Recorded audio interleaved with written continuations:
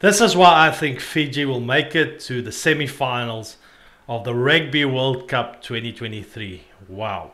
Big statement to make. Look, I mean, I always felt that Fiji had a shot. Their game against Wales was very controversial. There was many reasons where people felt they were outdone by. But at the day, if you looked at their type of gameplay, they played very loose. And there was just a few things lacking in that game. They should have been able to beat Wales on that day. I just felt they were poor around their breakdowns.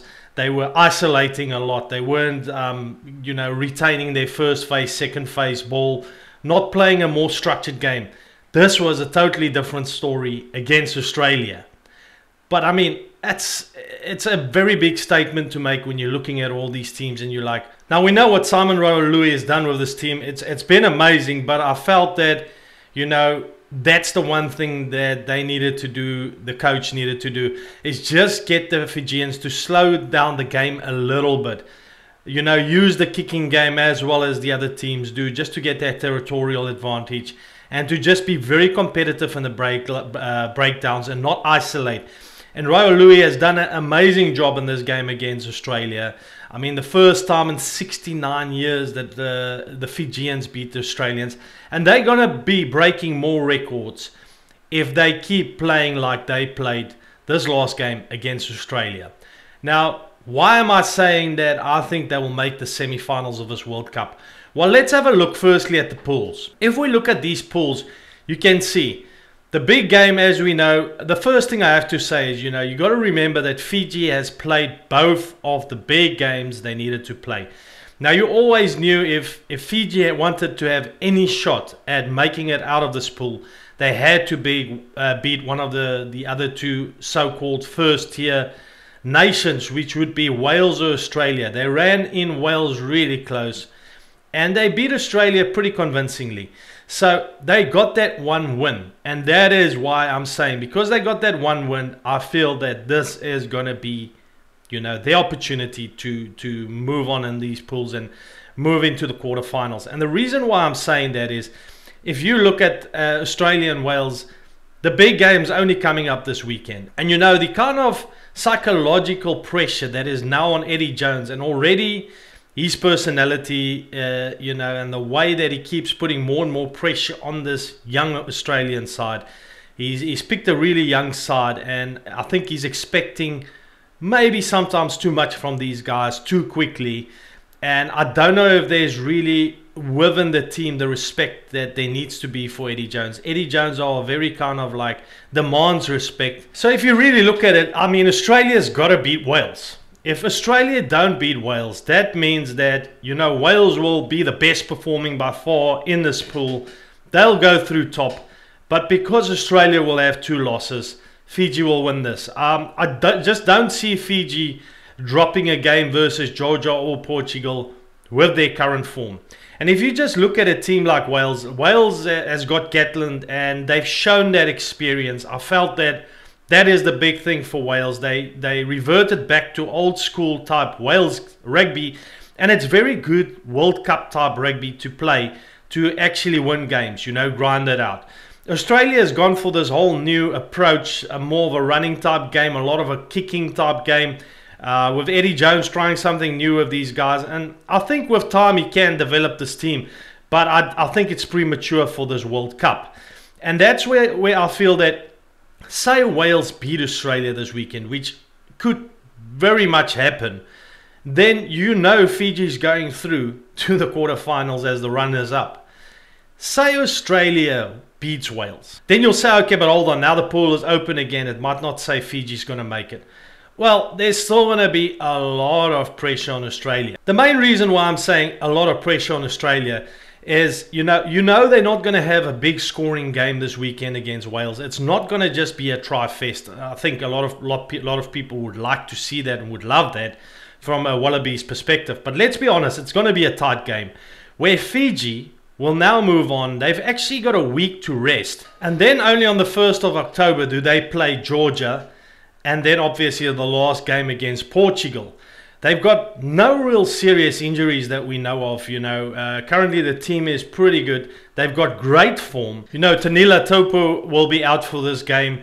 McDermott, they say, might be right for this game. Skelton was still injured. And the question is, without all those big players, they lost their captain as well. Are they ready for this game against Wales? And even if they are, you know, they're not going through in form, and they've got the challenge, obviously, of some players injured, where you'd have a fresh, rested out Fiji team that's really going to go out and try and, you know, push Georgia to get some tries in there. Now, don't underestimate Georgia.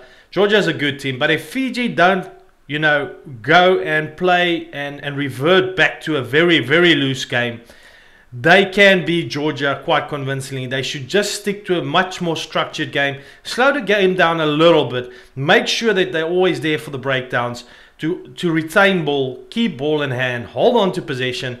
And you know, those backs from the Fijians are just outstanding at the moment. They're big boys.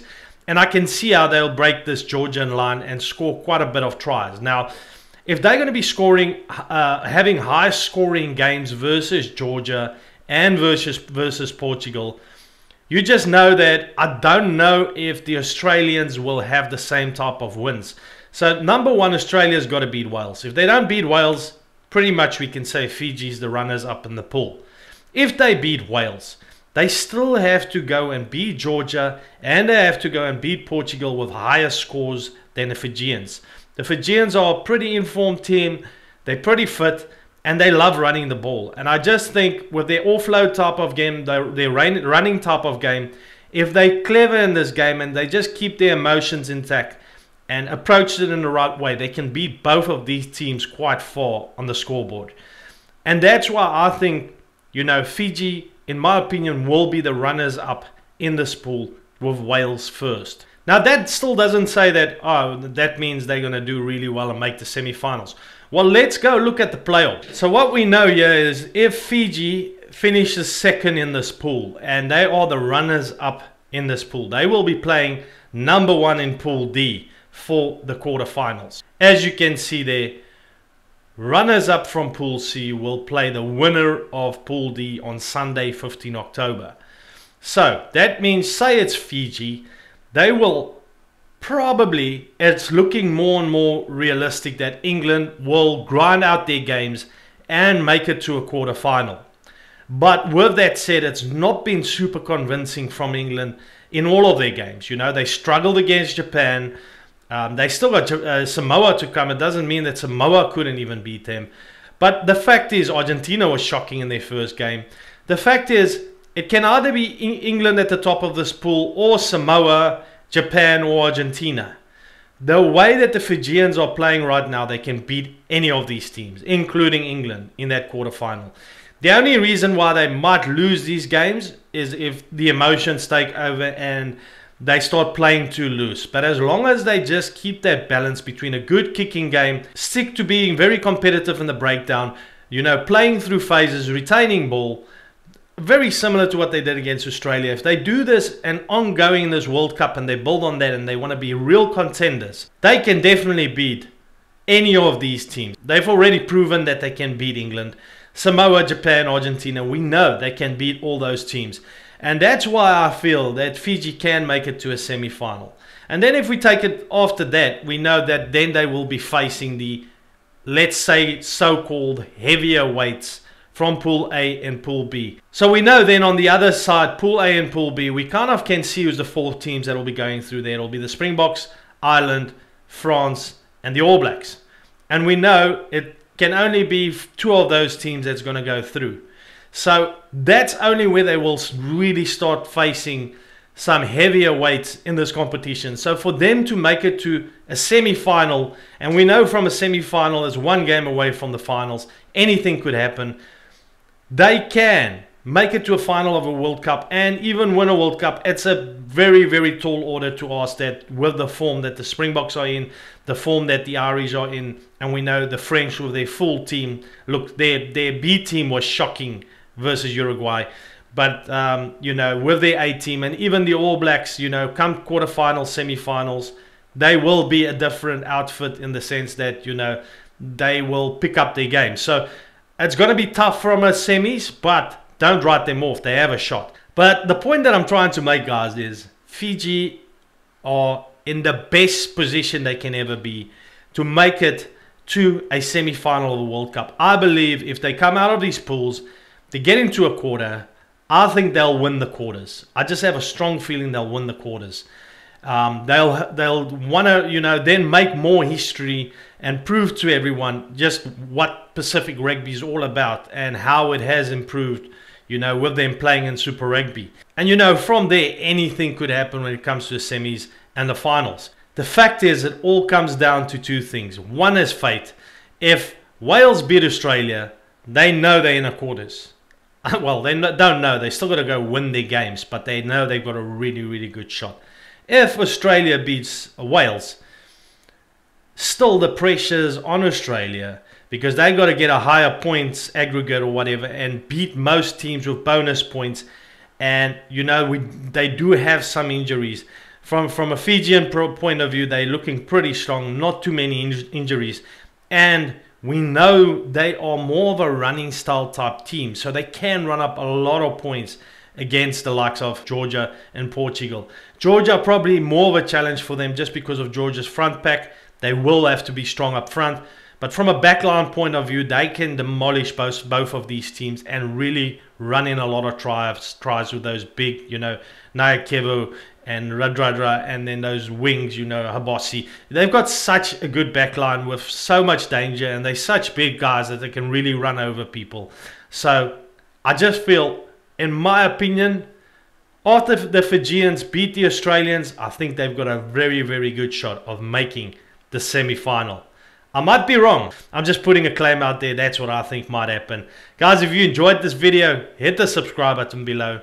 And please keep supporting me. You know, the more you guys subscribe, the more I'll appear on your homepage for upcoming videos. Thanks so much for watching my stuff, and see you in the next one. Bye.